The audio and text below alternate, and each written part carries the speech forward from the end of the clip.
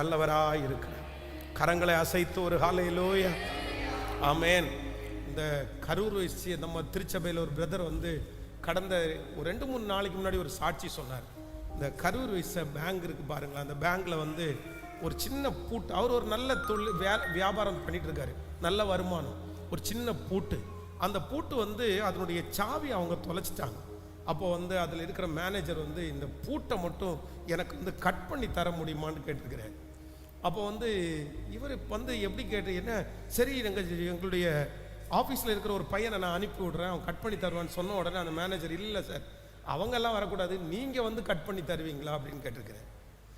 என்ன கேட்குறீங்க? இல்லை வேற யாரையும் எனக்கு உள்ளே கொண்டு போகிறதுக்கு விருப்பம் இல்லை, நீங்கள் கட் பண்ணி கொடுக்க முடியுமான்னு கேட்ட உடனே இவர் ஓனரு, இவருக்கு கீழே 2-3 பேர் ஒர்க் பண்ணுறாங்க. ஆனால் கூட சரி பரவாயில்லன்னு நினச்சி இவர் கட்டிங் மிஷினை எடுத்துகிட்டு போய் அந்த பூட்டை ஒன்றை கட் பண்ணி சரி அந்த கொடுத்து மாற்றிட்டு வந்துட்டார். இன்றைக்கு அது முடிஞ்சு கிட்டத்தட்ட 2.5 ஆண்டுகள் ஆகிறது.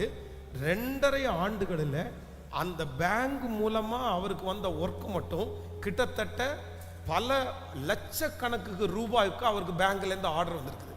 அந்த ஒரு பூட்டை கட் பண்ணி கொடுத்ததுலேருந்து அந்த மேனேஜிங் அவரை நம்பி அகைன் எல்லா ஒர்க்கையும் அவருக்கு கொடுத்து இன்னைக்கு அந்த பேங்க்ல என்ன ஒர்க் வந்தாலும் இவர் தான் அதை பண்றாரு. பாஸ்டர், ஆண்டவர் அப்படி என்ன கனப்படுத்தினார் பாஸ்டர்.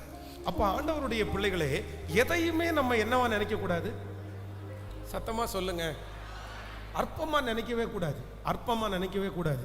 இதே போல ஒரு சாட்சி அல்ல, நிறைய சாட்சிகள் இருக்கிறது.